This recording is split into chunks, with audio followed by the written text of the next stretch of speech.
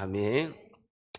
이번에 그 파리 올림픽에서 이제 3관왕을 하고 우리 대한민국 국민으로서는 가장 올림픽 메달을 금메달을 가장 많이 딴 5개나 딴 우리 김우진 양궁 선수가 인터뷰할 때 이런 이야기를 했습니다. 올해 32세 우리 손흥민 선수와 동갑인데요. 32세에 자기가 다음 LA 올림픽에 도전하겠다라고 하면서 이렇게 이야기했죠. 메달 땄다고 젖어 잊지 말라. 해 뜨면 마른다라는 표현을 했습니다. 다시요. 메달 땄다고 젖어 있지 말라. 해가 뜨면, 다음날 해가 뜨면 그 젖어 있는 것도 반드시 마른다라고 이렇게 표현했습니다. 2016년에 자신이 고등학교 때 올림픽에 참석을 해서 단체전에 금메달을 땄습니다. 3번 올림픽을 이렇게 나가게 되는데 단체전 3번 따게 되고 이번에 개인전하고 이제 여자하고 혼성해서 이제 올림픽 금메달 따서 5개를 이렇게 따면서 본인이 너무 어릴 때 금메달 따서 교만해서 깊은 슬럼프에 빠졌다라고 합니다. 자기가 늘 되뇌이는 것은 메달 땄다고 젖어 있지 말라. 해 뜨면 마른다라고 이렇게 고백하고 있습니다. 자신이 꾸준히 이렇게 오랜 기간 동안 올림픽을 3번 동안 참석해서 3번의 다 금메달을 딸 수 있었던 것은 그동안에 딴 메달의 영향을 받지 않고 내 모습 원래 그대로 계속해서 겸손히 나아가는 것으로 이제 금메달을 딴 비결을 이야기했습니다. 여러분 신앙생활도 마찬가지입니다. 어제 내가 받은 하나님의 은혜가 오늘과 내일의 신앙을 보장하지 않는다라는 것입니다. 우리는 주님을 만난 오늘의 신앙으로 주님 앞에 우리가 서게 됩니다. 어제까지 내가 신앙생활 잘하고 어제까지 은혜를 잘 받았기 때문에 오늘과 내일의 신앙을 그 어제의 신앙으로 보장하지 않는다라는 것이죠. 그래서 어제 받은 하나님의 그 놀라우신 은혜에 젖어 있지 말고 이 또한 오늘 해가 뜨면 다시 마르기 때문에 오늘도 겸손히 하나님 말씀 앞으로 나가야 될 줄 믿습니다. 오늘 본문 말씀도 지난주에 이어서 이번 주도 하나님은 어떤 사람을 주인공으로 쓰실까요? 하나님은 어떤 사람을 주인공으로 쓰실까요?에 대한 오늘 2번째 지난주에 이어서 교훈을 얻고자 합니다. 오늘 이 말씀에 순종해서 모두가 하나님이 쓰시는 하나님 나라의 가장 위대한 주인공이 되시기를 예수님의 이름으로 간절히 축복합니다. 자, 14절 한번 같이 읽습니다. 14절 시작. 그 후에 11 제자가 음식 먹을 때에 예수께서 그들에게 나타나사 그들의 믿음 없는 것과 마음이 꾸짖으시니 이는 자기가 살아난 것을 본 자들의 말을 믿지 아니함이라라 라는 것이죠. 예수님께서 부활하셔서 제자들에게 식사하는 제자들에게 나타나셔서 그들의 믿음 없는 것과 마음이 완악한 것을 꾸짖으시는 장면이 오늘 등장합니다. 믿음이 없는 원인이 마음이 완악해서 그렇다라고 예수님 말씀하고 있죠. 지난주에 살펴본 본문인데요. 완악하다라는 것은 스켈레오 카르디아라는 뜻인데 원어인데요. 거절하는 굳은 마음이라는 거죠. 애당초 그런 이야기를 자기 생각하고 맞지 않으니까 거절하는 마음이 딱 닫아서 처음부터 믿지 않기로 굳은 마음으로 결정을 했다라는 것이 완악함이다라는 것이죠. 그것을 예수님께서 14절에 보게 되면요. 꾸짖으십니다. 야단을 치셔서 그렇지 않다.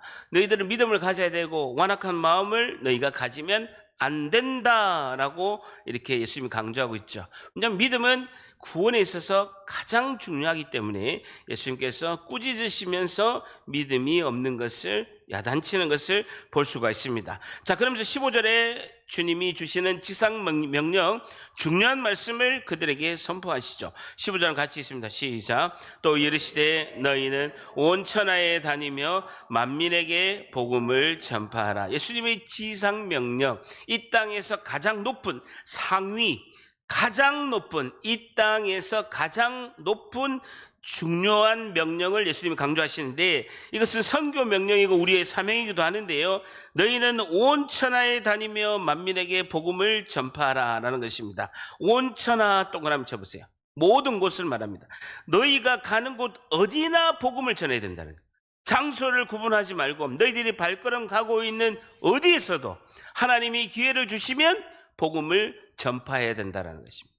내가 어디 휴가를 갔어라도 아니면 해외에 나갔어라도 아니면 다른 곳에 가더라도 어디든지 내가 가는 모든 곳 어디든지 복음을 전할 수 있는 기회만 되면 복음을 전파하라는 것이죠.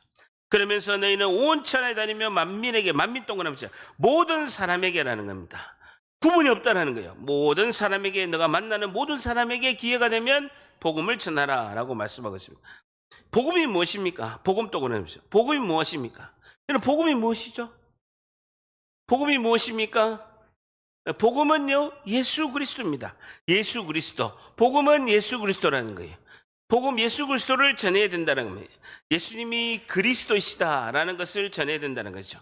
예수님이 그리스도이시다. 그리스도는 뭡니까? 기름 부음을 받은 자. 어떤 사람이 기름 부음을 받습니까? 왕이시고 선지자이고 그다음에 뭡니까? 제사장이 기름 부음을 받죠. 예수님 나의 왕이시다라는 거예요. 예수님 나의 주인이시고 왕이시다. 그리고 예수님은 선지자이시다라는 겁니다. 뭡니까? 하나님의 말씀 진리 가운데로 나를 이끄시는 분이 예수님이시고 마지막에 뭡니까? 제사장이시다는 것. 하나님과 나의 중재자가 되셔서 하나님과 나 사이의 중재자가 되셔서 나의 기도를 들으시는 분이 예수님이시다. 이걸 전해라는 거예요. 예수님을 전해라는 겁니다. 예수님을 믿으면 우리 가운데 평강이 있고 하나님의 놀라우신 은혜, 천국 가는 그 은혜를 베푸신다. 이거를 전해다라는 것이죠. 여러분, 우리가 전도를 힘들어하는 이유가 뭡니까? 여러분, 전도가 쉬워요? 어려워요? 어려워요.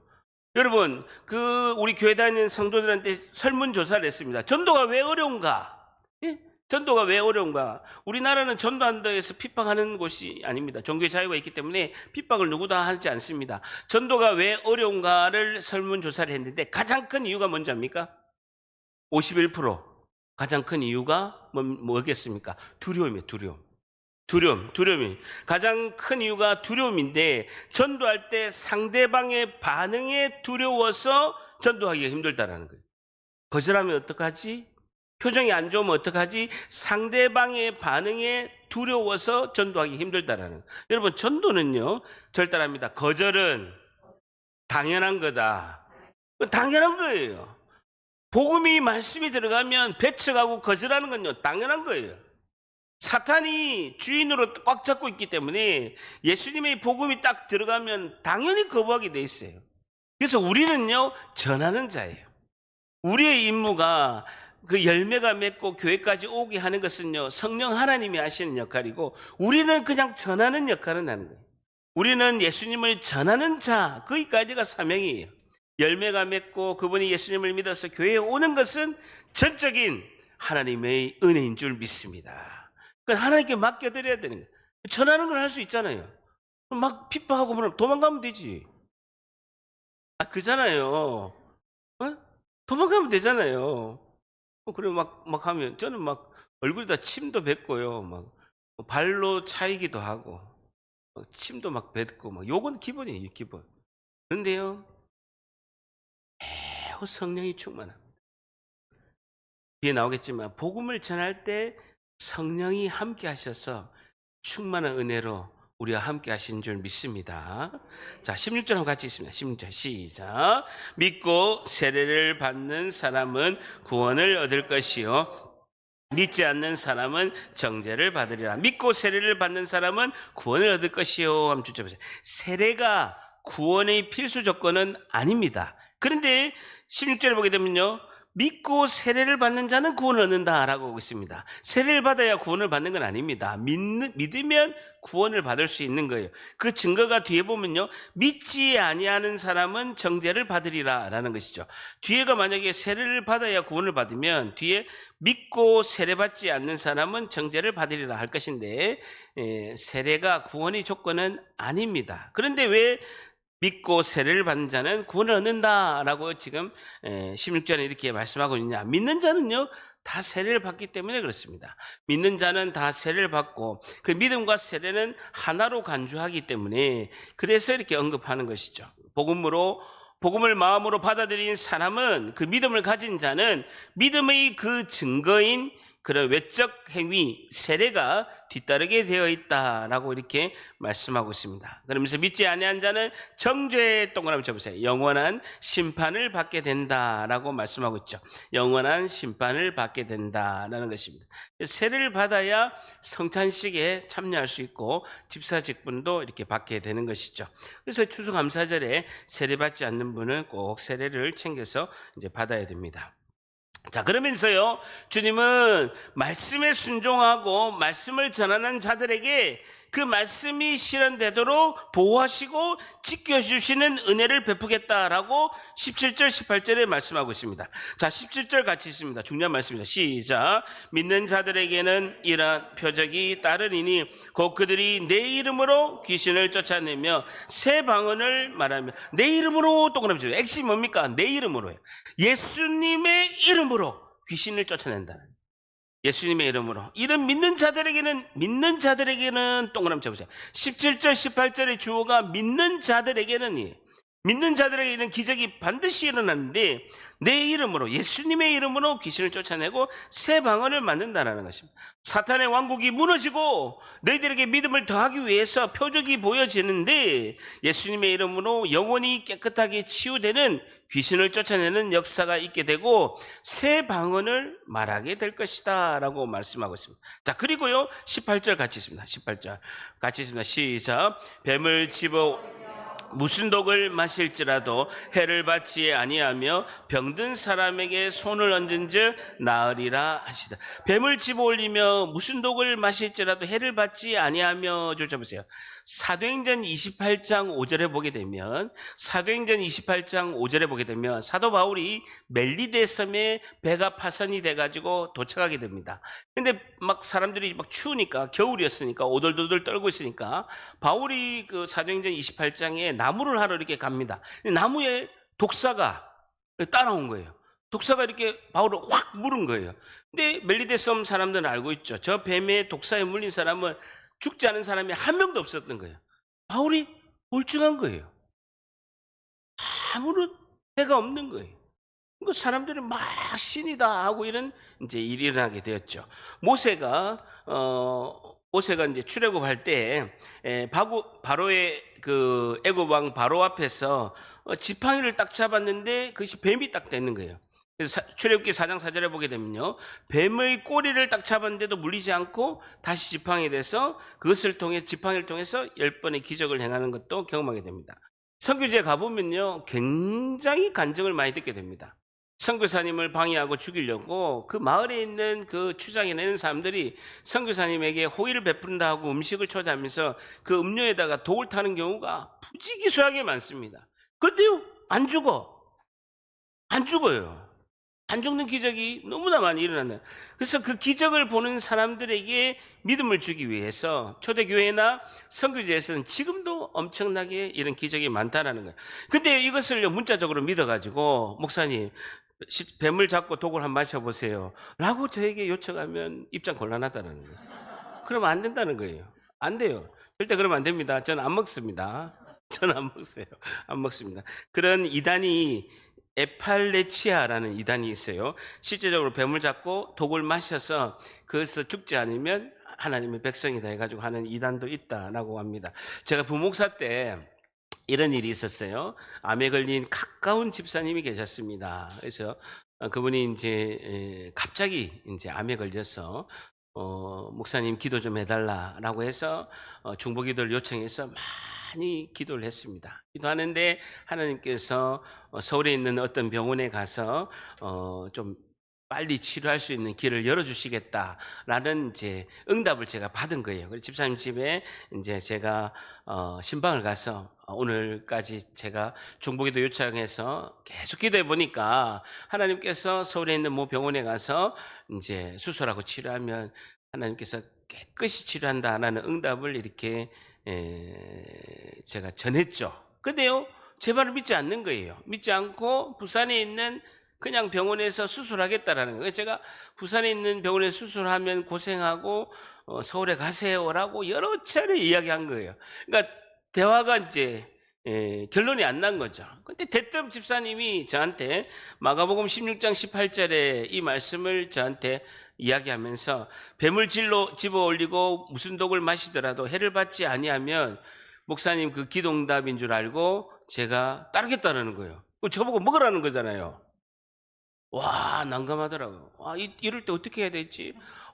정말 머리가 하얘졌습니다. 아무리 저하고 굉장히 20년 넘게 안 분인데 본인도 이제 갑자기 생각지도 않게 그 이야기가 나왔죠. 갑자기 제가 어떤 생각이 드냐면 예수님께서 공생애가 시작될 때 그 광야에서 40일 동안 물도 마시지 않으시고 금식하면서 사단에게 시험을 예수님께서 받으셨어요. 그럴 때 사단이 계속해서 말씀을 비틀어서 지금처럼 마가복음 16장 18절 말씀을 비틀어서 해봐라 그러면 믿어줄게 하는 것처럼 사단이 계속해서 말씀을 비틀어서 예수님에게 공격하게 됩니다. 그것을 예수님께서 진실된 말씀으로 물리치면서 주님께서 이렇게 말씀하셨죠. 마태복음에서도 보면 하나님께서 너희 하나님을 시험하지 말라라고 했으니 말씀으로 그래 공격하지 마라라고 차단하면서 마지막에 마태복음 4장 10절에 사단아 물러가라 라고 이렇게 주님이 말씀하셨죠. 제가 그게 갑자기 떠오르는 거예요. 집사님 눈을 딱 보면서 사단아 물러가라 라고 속으로만 생각했어요. 말하면 큰일 나니까 속으로만 딱 생각하고 제가 시험에 안 들었죠. 어쨌든 여러분 가장 힘든 독이 무엇입니까? 사람의 말입니다. 사람의 말에 독이 있는 것이죠. 나를 죽이려고 하는 그 독이 든 비난과 저주의 말을 때로는 우리가 신앙생활하면 듣게 됩니다. 그럴지라도 예수 그리스도의 이름으로 하나님 말씀으로 성령의 능력으로 우리가 이겨낼 줄 믿습니다. 우리가 이겨내야 되는 거예요. 말씀을 붙들고 이겨야 된다라는 것이죠. 여러분 진짜 기적이 뭡니까? 하나님의 말씀을 우리가 복음을 듣고 내가 예수를 믿게 되고 그리고 내 마음이 뜨겁고 내 삶이 변화되는 것이 진짜 기적인 줄 믿습니다.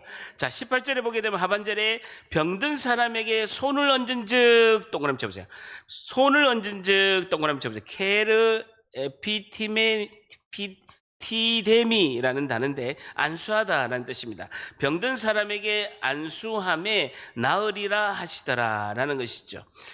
사도행전 28장 8절에도 멜리데 섬에서 사도 바울이 안수하니까 그 추장의 아버지가 병자가 낫게 된 일도 있고 오늘까지도 손을 얹은 즉 병이 낫고 귀신이 떠나는 기적이 지금도 계속해서 이어지고 있다라는 것입니다. 저도 목회 현장에서 선교지를 요즘에 이제 드문드문 갑니다만은 코로나 전에는 계속해서 매년 선교지를 가죠. 선교지 가면요 셀 수 없는 기적의 역사가 일어나게 됩니다. 요 근래에도 실명된 눈을 돼서 완전히 한눈이 실명이 됐는데 안수해서 눈이 정상으로 다시 되게 하고 선교지에서 제가 안수할 때 어떤 분이 이제 위암이 엄청나게 큰 암이 있었는데 안수하는데 그 입으로 암덩어리가 툭 떨어져 나가기도 하고 척추에 어떤 암이 이렇게 있게 되는데 안수해서 즉시 암덩어리가 녹아내리는 그런 기적도 엄청 많았습니다. 선교지에 오다가 오토바이 타고 그 차 밑에 깔려가지고 앰뷸런스 타고 응급실 가는 분이 휠체어 타고 왔는데도 안수하자마자 기적적으로 일어나서 정상으로 회복된 경우도 있었고 수많은 역사가 있었습니다. 사람이 한 게 아니죠. 하나님께서 그것을 보는 자들에게 믿음을 주시기 위해서 하나님은 오늘도 우리 가운데 기적을 행하신 줄 믿습니다. 자, 보세요. 17절에 이런 모든 기적은 믿는 자들에게 표적이 일어난다는 거죠. 믿는 자들, 예수 그리스도를 믿는 자들에게 기적을 보게 된다라는 것을 말씀하고 있는 것입니다. 자, 오늘 첫 번째요. 하나님은 어떤 사람을 주인공으로 쓰실까요? 오늘 첫 번째, 믿음으로 말씀에 순종하여 기적을 경험한 사람들입니다. 믿음으로 말씀에 순종하여 기적을 경험한 사람들입니다. 라는 것이죠. 믿음으로 말씀에 순종하여 기적을 경험한 사람들입니다. 라는 것입니다. 그런 사람을 하나님께서 주인공으로 쓰신다는 것이죠. 우리는 연약하고 능력 없고 아무것도 없는 부족한 것이 우리입니다. 고린도전서 1장 27절에 하나님께서 세상의 미련한 것들을 택하사 지혜 있는 자들을 부끄럽게 하려 하시고 세상의 약한 것들을 택하사 강한 것들을 부끄럽게 하려 함이시다라고 말씀하고 있습니다. 여러분, 능력 있는 자를 쓰면요, 원래 그 사람은 능력이 있어서 그렇다라고 우리가 생각할 수 있죠. 그러나 하나님은 미련한 우리를 쓰시고 약한 우리를 쓰셔서 지혜 있는 자와 강한 자들을 부끄럽게 하시는 줄 믿습니다. 여러분, 저만 보더라도 제가요 엄청 내성적이에요. 여러분, 안 그럴 것 같지만요, 제가 엄청 내성적입니다. 사람 보면요 얼굴이 벌겋고요, 말도 잘 못하고 엄청 부끄러워하고요, 혼자 있는 거 좋아하고 집에서 혼자 뭐 책 보고 이런 거 좋아하고 남하고 이렇게 있는 거를 별로 이렇게 막 썩 내키지 않는 원래 그런 접니다. 예수 믿기 전에는요 1년에 365일 중에서요 362일을 술을 먹었습니다. 딱 3일을 안 먹었어요. 왜 3일 안 먹었냐? 설날 안 먹었고요, 안 먹은 것처럼 보이려고요, 추석날 안 먹었고요, 우리 아버지 생신 때 안 먹었어요. 아버지 생신 때는요 제가 운전을 하고 아버지 식사 대접을 해야 되기 때문에 음주운전을 할 수 없어서 그 3일 빼고는요 362일을 먹었습니다. 그런 저를요 하나님이 불러주시고 구원의 은혜를 베풀어 주시고 오늘 예배를 인도하는 말씀에 순종함으로 말씀을 선포하는 종으로 이렇게 사용한 줄 믿습니다. 여러분, 우리가 능력이 있어서 쓰는 건 아니에요. 아무 능력이 없습니다. 그런데 하나님께서 지혜 있는 자들을 부끄럽게 하고 강한 자들을 부끄럽게 하려고 미련하고 약한 우리를 하나님이 주인공으로 쓰시는 줄 믿습니다. 여러분, 그 은혜에 감사해야 되는 거예요.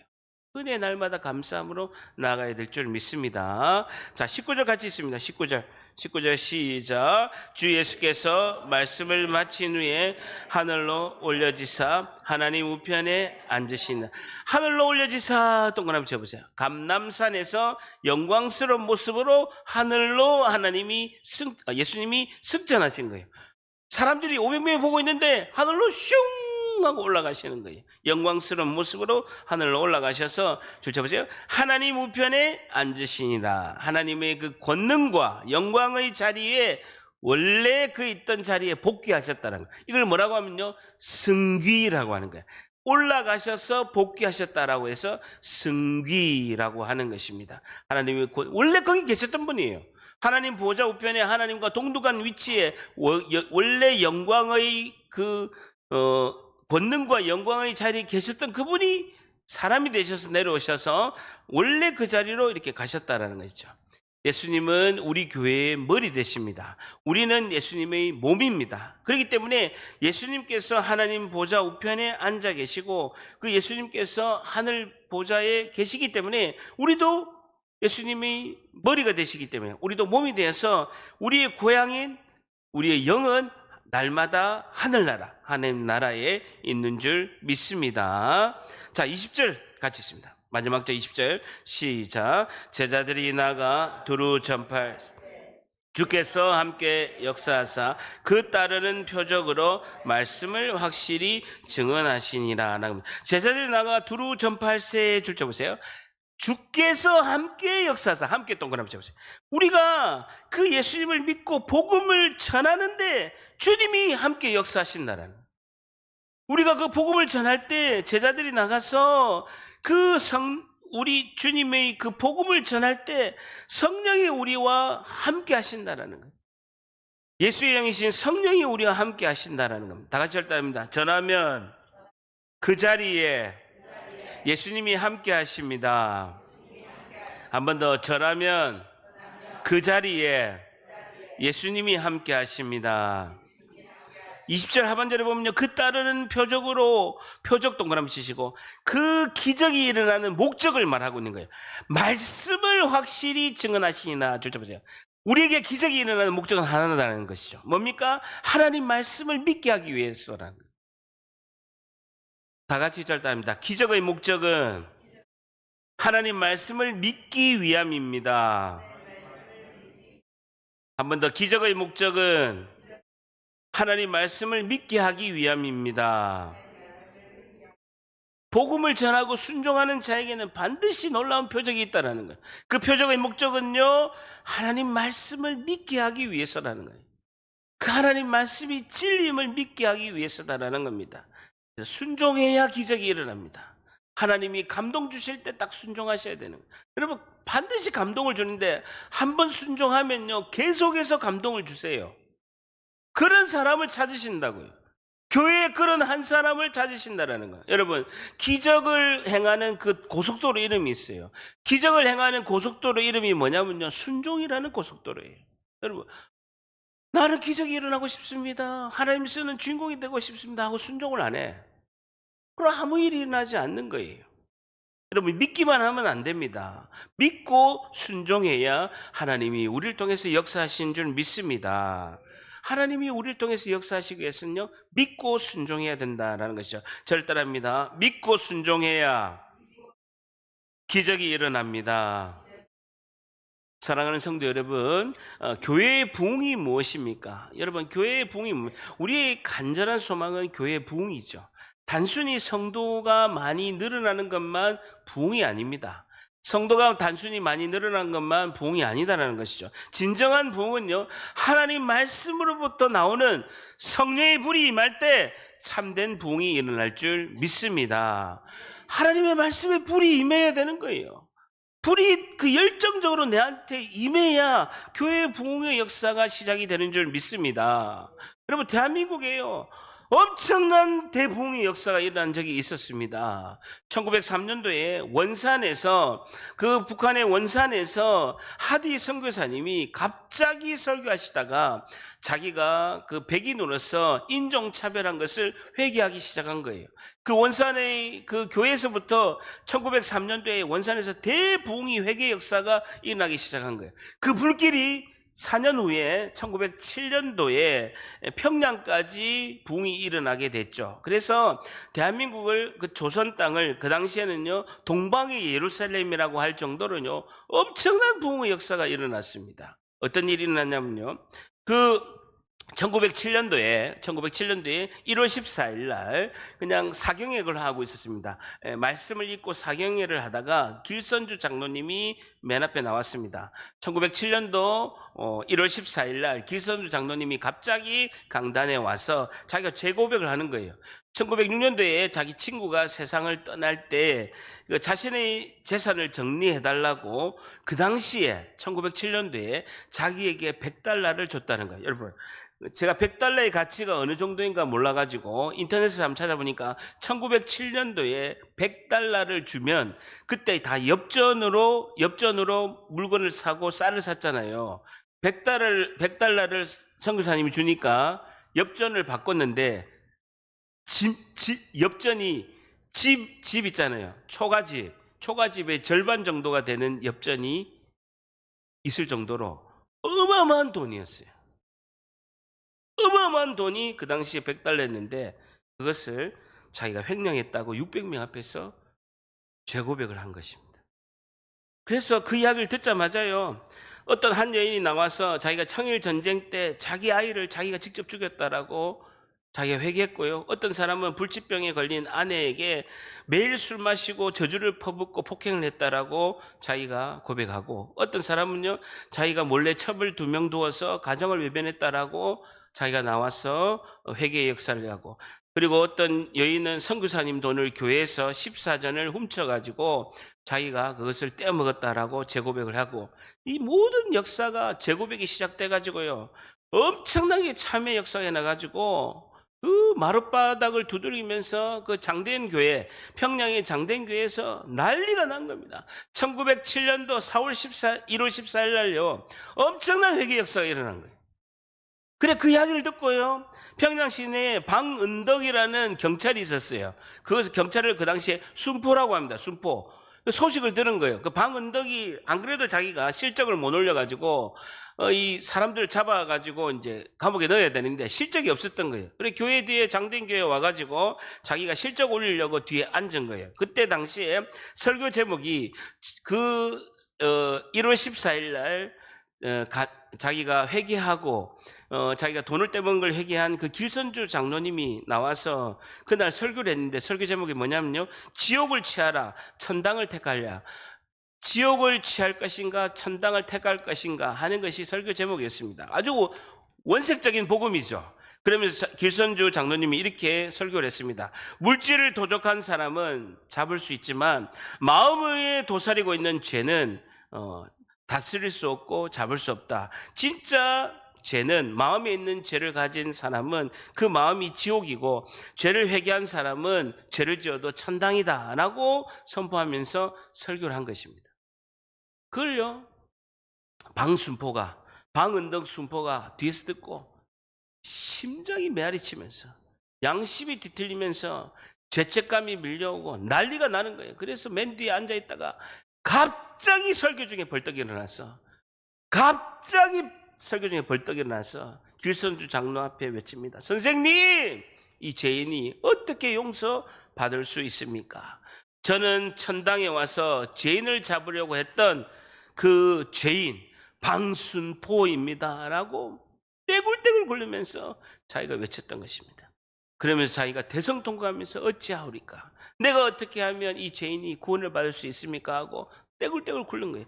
그래서 방은덕 이 순포는요, 바로 그날 사표 내고 자신의 고향인 평안북도 맹산군으로 내려가서 즉시 전 재산을 다 팔아서 맹산교회를 설립했다라고 이제 기독교 초대 우리 한국 교회사에 이렇게 언급하고 있습니다.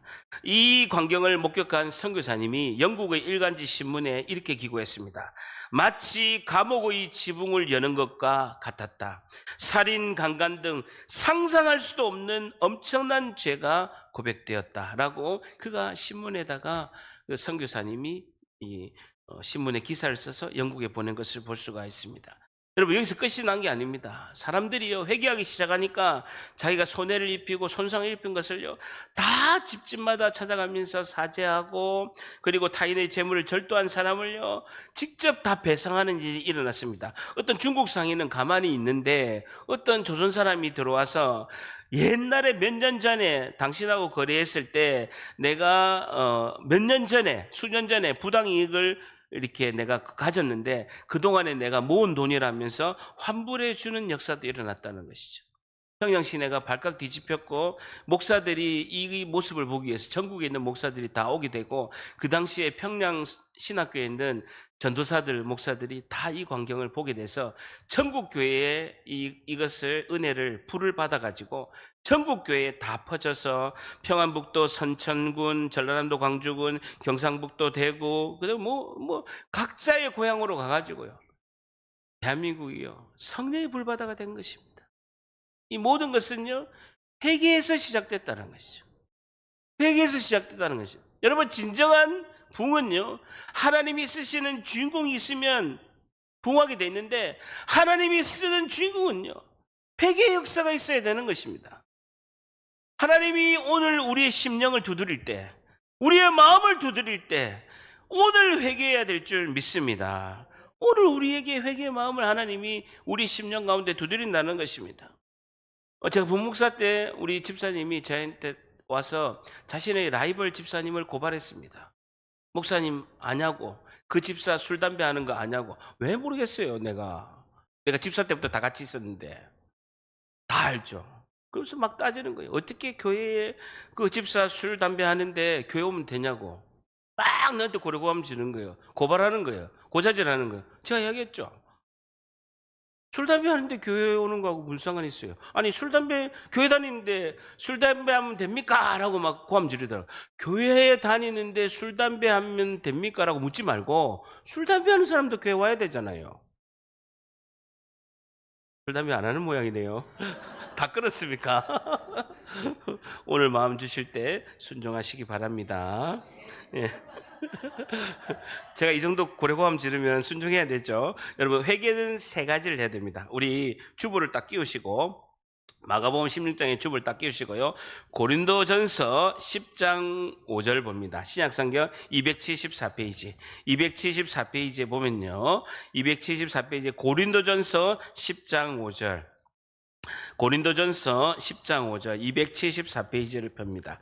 우리가 마가복음 16장에는요 주보를 딱 끼우시고요. 고린도전서 10장 5절 한번 봅니다. 274페이지 시장성경 274페이지 보면요, 사도 바울이 고린도 교회에 세 가지를 회개해야 된다, 회개를 할 때 세 가지는 반드시 해야 된다라고 세 가지를 이야기합니다. 10장 5절에 보게 되면요, 그러나 그들의 이 다수를 하나님이 기뻐하지 아니하셨으므로 그들이 광야에서 멸망을 받았느니라. 자기 자신이 사도 바울이 회개를 이야기하면서 구약 성경의 출애굽 사건을 두고 이제 이것은 반드시 회개해야 된다라고 언급하면서 이렇게 멸망을 받는 회개해야 될 회개 제목을 세 가지를 이야기하고 있습니다. 6절에는 이러한 일들은 우리의 본보기가 되어 우리로 하여금 그들이 악을 즐겨서 한 것 같이 즐겨하는 자가 되지 않게 하는 것이니, 첫 번째 회개해야 될 것 10장 7절 같이 있습니다. 시작. 그들 가운데 어떤 사람들과 같이 너희는 우상 숭배하는 자가 되지 말라.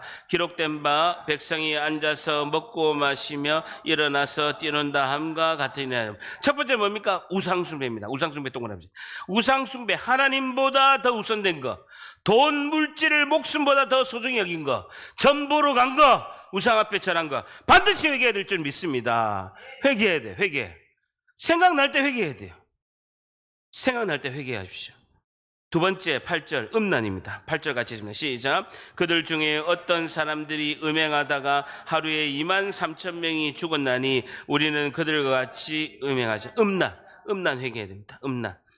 그들 가운데 어떤 사람이 주를 시험하다가 뱀에게 멸망하였나니 우리는 그들과 같이 시험하지 말라라는 것입니다. 음란은 반드시 회개됩니다. 세 번째 10장 10절 하나님을 원망한 것. 세 번째 10장 10절 하나님을 원망한 것. 첫 번째는 우상 숭배, 두 번째는 음란, 세 번째는 뭐라고요? 하나님을 원망한 것. 이 세 가지는요 반드시 회개해야 됩니다. 반드시. 사도 바울이 고린도전서 10장에 세 가지는 반드시 회개해야 된다라고 언급하고 있습니다. 10장 10절 같이 있습니다. 시작. 그들 가운데 어떤 사람들이 원망하다가 멸망시키는 자에게 멸망하였나니 너희는 그들과 같이, 자 보세요. 원망을 하는데 하나님이 어떻게 벌을 내시냐면요, 멸망시키는 자에게 멸망을 당하게 한다라. 원망할 수 있는 상황인데 하나님 원망 안 들으신다라. 하나님을 원망하는 것, 이스라엘 백성이 광야에서 원망하다가 멸망하게 된다라는 것입니다. 출애굽기 17장 3절에 보면요, 목이 말라 죽는 거예요. 제가 가보니까요, 목이 타들어가는 거예요. 물이 하나도 없어.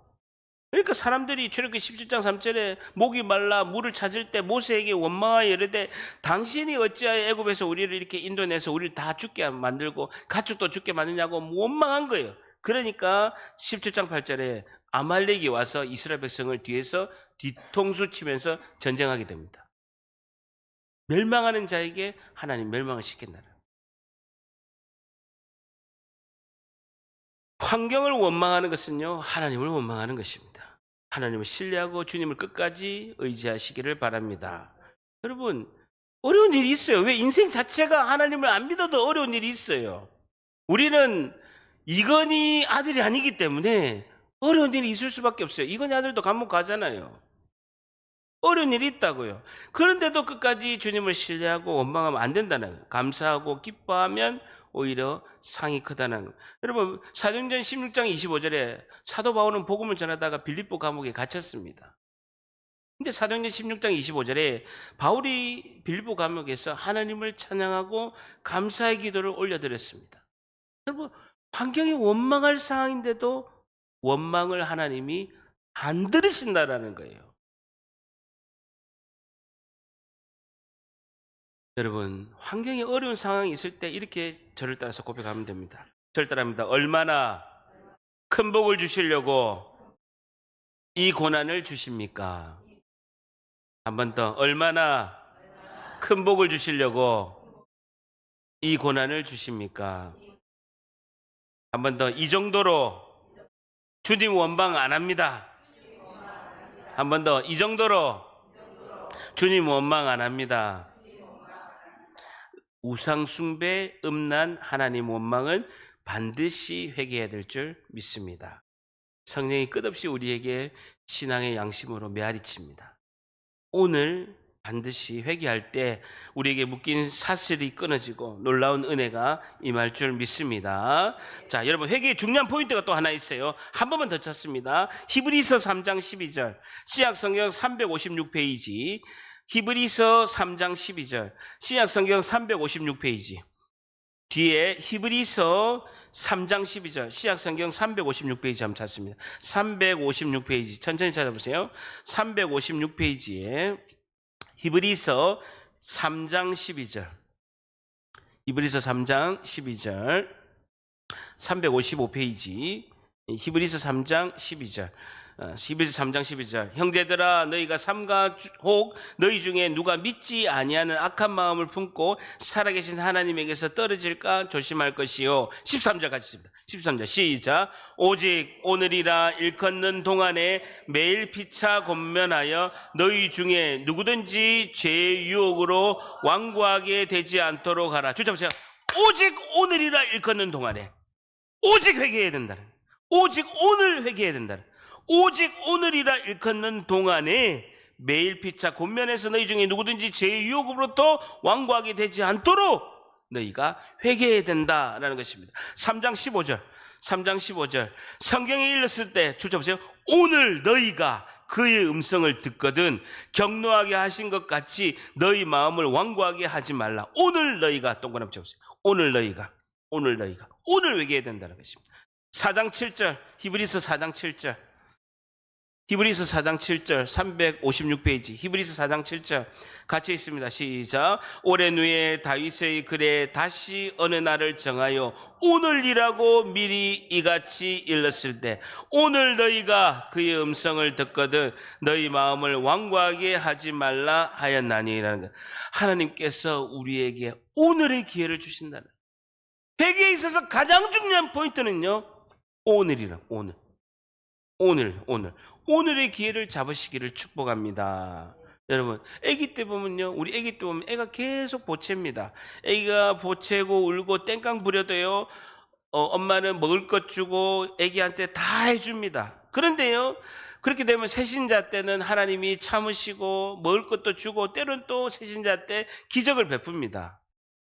그런데요, 자녀가요 25이 됐어, 청년이 됐는데 계속 땡깡 부리고 말 안 들으면 부모가 참아요? 안 참아요? 안 참지. 교회 나온 지 10년 넘었는데 계속 땡깡 부리고 말 안 들으면요, 하나님 안 참습니다. 하나님이 하루의 기회를 주신다는 거예요. 오늘 기회 주실 때 회개하고 돌이키시기를 바랍니다. 에베소 4장 26절에도 분을 내어도 죄를 짓지 말고 해가 지도록 분을 품지 말아라 했습니다. 하루를 넘기지 말라는 거예요. 왜냐하면 에베소 4장 27절에 내일이 되면 마귀에게 틈을 주게 된다는 거예요. 여러분, 그날 회개하고 일을 정산하지 않으면 반드시 내일은 마귀가 우리를 사로잡는다라고 하고 있습니다. 다음 날은요, 반드시 회개하고 싶지 않고요, 생각도 나지도 않아요. 아니, 어제 저녁에 먹은 것도 모르는데, 내가 양육 때 물어보니까 잘 모르는 사람이 반이라, 어제 저녁에 뭐 먹은 것도 모르는데 어제 내가 죄 지은 거 생각이 안 난다고요. 다음 날은 회개하고 싶지도 않고 마귀에게 사로잡힌다는. 여러분, 내일은 나의 날이 아닙니다. 절대랍니다. 내일은 나의 날이 아니다. 내일로 미루면요, 마귀가 지배하게 되고 반드시 회개하지 않습니다. 다시 절대랍니다. 내일은 나의 날이 아닙니다. 그날 회개하고 하나님께서 은혜 주실 때 즉각 오늘 회개하시기를 주님의 이름으로 축복합니다. 자, 다시 마가복음 16장 돌아가서 마지막 두 번째, 하나님은 어떤 사람을 주인공으로 쓰실까요? 마지막 두 번째, 오늘 말씀에 순종하고 회개하는 사람들입니다. 오늘 말씀에 순종하고 회개하는 사람들입니다. 그걸 하나님이 주인공을 쓰신다라는 거예요. 오늘 말씀에 순종하고 회개하는 사람들입니다 라는 것입니다. 하나님의 기적은 오늘 순종하는 자의 그것이 하나님의 기적의 주인공이 될 줄 믿습니다. 오늘 회개해야 성령의 하나님의 음성이 들리고, 오늘 회개해야 하나님께서 주시는 축복의 날이 오늘 저녁에 우리에게 기다리고 계신다라는 것이죠. 여러분, 우리가 하나님이 우리에게 심령의 말씀으로 우리를 두드립니다. 그럴 때 여러분 세미한 음성을 잘 들으세요. 그리고 순종하면요 계속 말씀하십니다. 말을 잘 들으면요 잘 듣는 사람에게 계속해서 하나님이 말씀하십니다. 설교의 말씀으로 들리고 우리 그 성경의 말씀을 읽음으로 묵상함으로 기도할 때 그 말씀이 우리의 심령을 두드릴 때 오늘 우리가 회개해서 하나님의 은혜의 주인공들 다 되시기를 예수님의 이름으로 간절히 축복합니다. 아멘. 기도하겠습니다. 하나님